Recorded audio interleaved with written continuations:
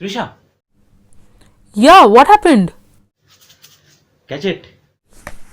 Wow, Trisha, what a brilliant catch. Come on, Orgo. This was such an easy catch. Why are you praising me for this? Oof, just don't ask. After seeing RCB drop so many easy catches, I have decided to applaud any and everyone who even takes a simple catch. We have been hooting for Virat Kohli to open the innings from day one. He finally did so in the super over. Well, Virat Kohli might or might not open the batting in a normal match like we are predicting. But it does feel good when our prediction in the previews come true. Just like this one. Again, I'm not judging Dale Steyn on the two matches that he has had, but I think for a person as experienced as Dale Steyn, I expected him to turn out better in the condition. I want to get in Isuru Udana. And Udana bowled well too in this game. His figures won't suggest that, but I will tell you something that when some both teams score 200 runs, don't look at the economy rate of the bowler. It will be higher than normal. But remember, Udana got Surya Kumar Yadav, the man who had scored a beautiful 50 against KKR by angling the ball across Surya Kumar, and it took off while he got nicked. It took off from the pitch, and that was a great delivery. And Udana could have finished the match in the 20th over itself had Gurkid had taken that catch. But still, he got Ishan Kishan out after getting hit for a six on the fourth ball. So that was a great comeback by him, and he bowled with a big heart. So it was a good replacement for Steyn. But Trisha, this is not the only one you got right. You were bang on with the next one. And honestly, I feel Rohit out in the second over. Yo man, we were on a roll today. We also predicted the match result correct. Now we are on 5-5.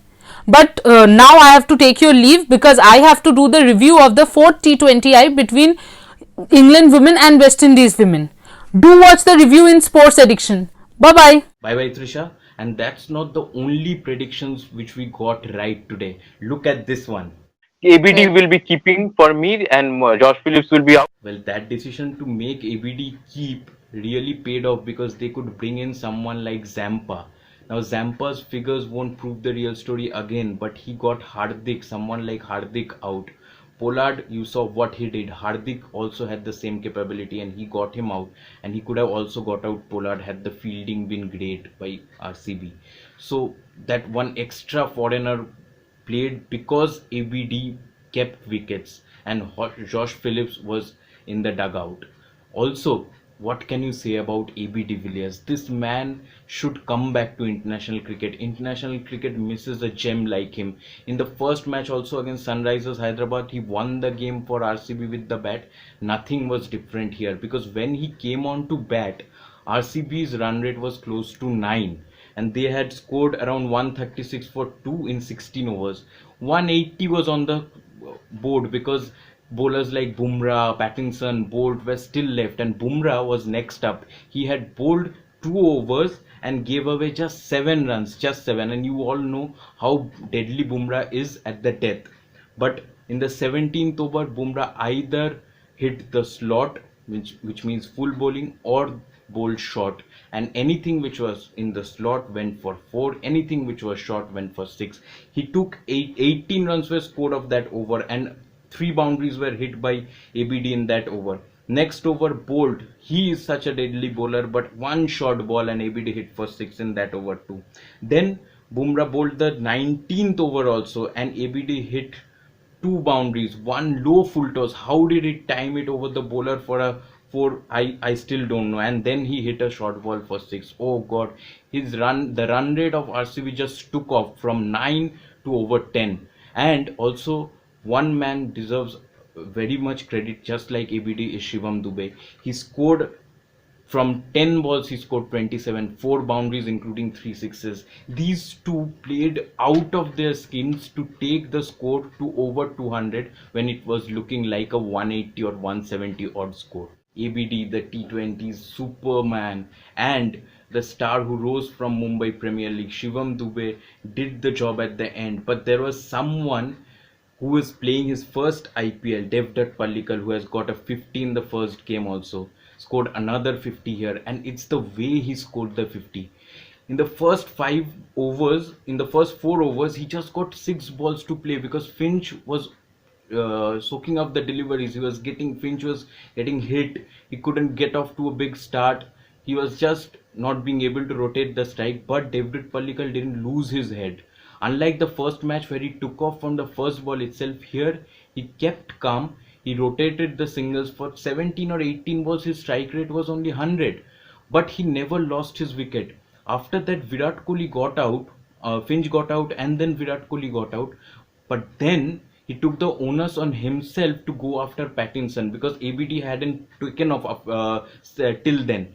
This guy Padikkal backed himself, went over long on, went over mid off, and the sixes against Pattinson were brilliant. The use of this mind, this calm head, this maturity makes him a great batsman, and he is one to look out for the future for both RCB and the Indian national team. After setting a score like 200, it was very important to get the danger man Rohit Sharma out. Remember, we are told that in preview also, because this man targeted all short balls against KKR and hit them for sixes or fours. And surprisingly, they used a good ploy against him.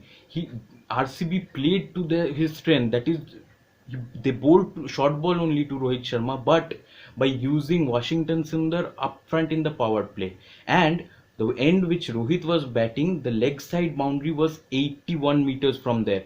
On the other hand, the offside boundary was much smaller, 65.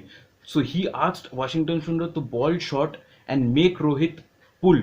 Rohit did that, he connected well, but because the boundary was so long, Rohit couldn't clear it. That was a great ploy, and he kept on bowling Washington Sundar for 2 more overs because 2 left-handers were in and Washington Sundar is the off-spinner. For left-handers, the ball will go out, and both de Kock and Kishan struggled to get runs against him.